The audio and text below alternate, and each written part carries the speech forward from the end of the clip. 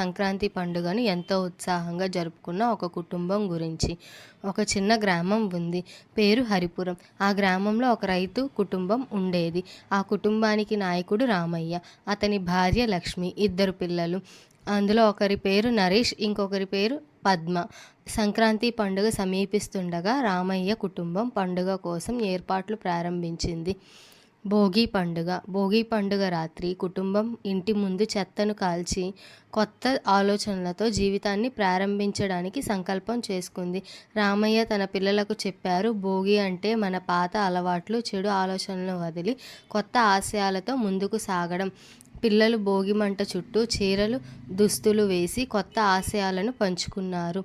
సంక్రాంతి పండుగ మరుసటి రోజు ఉదయం రామయ్య కుటుంబం పండుగను ఆనందంగా జరుపుకుంది. ఇంటి ముందు రంగవల్లులు వేసి గోవులను పూజ చేశారు. లక్ష్మి పొంగల్ వండింది. అందరూ కలిసి ఆరగించారు. పిల్లలు గాలిపటాలు ఎగురవేశారు. నరేష్ ఒక పెద్ద గాలిపటం ఎగురవేస్తూ తన స్నేహితులతో పోటీ పెట్టుకున్నాడు. ఈసారి నా గాలిపటం తప్పకుండా గెలుస్తుంది. అంతలో గ్రామ పెద్దలు గ్రామస్తులను కలిసి పండగ పట్ల కృతజ్ఞతలు తెలిపి రైతుల కష్టానికి విలువ తెలియజేశారు. కనుమ రోజు రామయ్య కుటుంబం బంధువులను కలిసి పండుగను జరుపుకున్నారు. గ్రామంలోని రైతులు తమ పశువులను అలంకరించి పూజలు చేశారు.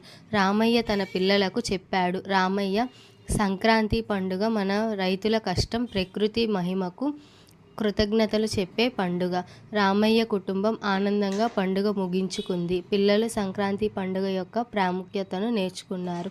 సంక్రాంతి పండుగ మనకు కృతజ్ఞత, కష్టానికి విలువ, ప్రకృతి పట్ల ప్రేమను నేర్పుతుంది.